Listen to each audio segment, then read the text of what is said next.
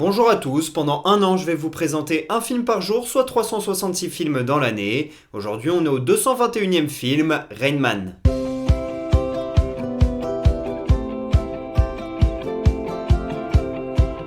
Rain Man est un film sorti en 1988, réalisé par Barry Levinson. Ça raconte l'histoire d'un homme égocentrique joué par Tom Cruise. Il est concessionnaire de voitures de luxe. À la mort de son père, il ne touche pas l'héritage, alors que son père est très fortuné. Tout l'argent a été envoyé à un hôpital psychiatrique, et plus particulièrement à un homme dans cet hôpital. Charlie décide de s'y rendre pour savoir à qui appartient tout cet argent, et c'est à Raymond Babbitt, son frère, dont il ignorait l'existence. Alors il décide de le faire sortir pour tout simplement essayer de gratter l'argent que son père lui a donné. Mais ça ne se passe pas comme ça, et finalement des liens très forts vont commencer à naître entre les deux hommes, surtout que Raymond Babbitt est autiste et il est joué par Dustin Hoffman, et Rain Man est l'un des tout premiers films à parler d'autisme au cinéma. Dans Rain Man, Raymond Babbitt il a le syndrome du savant, c'est un autiste qui a des difficultés d'expression dans ses liens sociaux et dans pas mal de domaines, mais il y a un sujet dans lequel il est meilleur que n'importe qui d'entre nous, je vous laisse le découvrir avec ce film. Dustin Hoffman est absolument formidable pour l'interpréter, il a obtenu l'Oscar et le Golden Globe pour sa performance.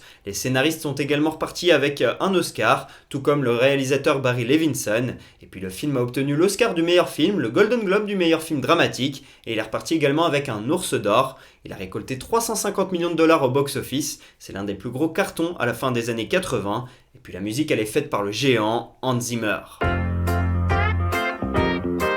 Si je vous parle de ce film aujourd'hui, c'est parce que nous fêtons les 87 ans de Dustin Hoffman, un acteur qui était fait pour le cinéma, puisque son prénom est une référence à Dustin Farnum, un acteur du cinéma muet. Il est né en Californie mais a percé à New York. Il a été un temps en colocation avec Gene Hackman et Robert Duvall, des acteurs qui sont devenus légendaires également. Et Dustin Hoffman, il était au théâtre à Broadway quand il a été repéré par Mike Nichols, qui a décidé d'en faire son Benjamin Braddock dans son prochain film, Le Lauréat. Et dès son premier grand rôle, Dustin Hoffman est nommé à l'Oscar, de quoi lancer sa carrière de belle manière. Et ensuite, personnellement, je l'ai adoré dans Papillon, dans Kramer contre Kramer, dans Macadam Cowboy ou encore dans Marathon Man. Mais il me reste encore quelques très grands films à voir avec lui, à l'image de Lenny ou de Little Big Man. Ce film, je l'ai vu il y a 3-4 ans environ, quelque chose comme ça. La première fois, c'était dans le salon familial. C'était mon père qui nous en avait parlé comme d'un très grand film qu'il fallait absolument voir. Donc c'est pour ça qu'on l'a regardé. Et depuis qu'on l'a vu, on aime bien utiliser la réplique qui joue en première base. Je mets un 19 sur 20 à ce film. Ce que j'aime beaucoup, c'est la relation entre les deux frères, ainsi que les leçons que l'on peut avoir sur la famille et sur la vie en général. Ça, c'est vraiment le gros point positif du film. J'aime beaucoup comment les personnages évoluent, notamment celui de Charlie Babbitt. Au début, c'est quelqu'un d'horrible, qui est donc joué par Tom Cruise, assez égocentrique et tout ça. Et au fil du film, à force de s'occuper de son frère autiste, eh bien, ça va le ramener un petit peu sur terre, et il va évoluer. Et ça, c'est ce que j'ai énormément aimé avec Rain Man.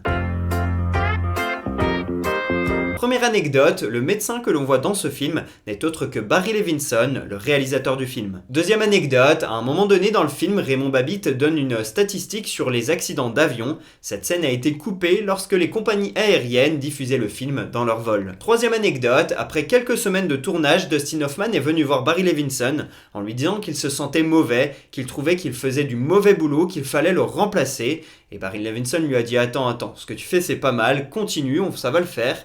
Et au final, il a bien fait puisque Dustin Hoffman n'était pas si mauvais que ça. Il a obtenu un Oscar et un Golden Globe pour sa performance.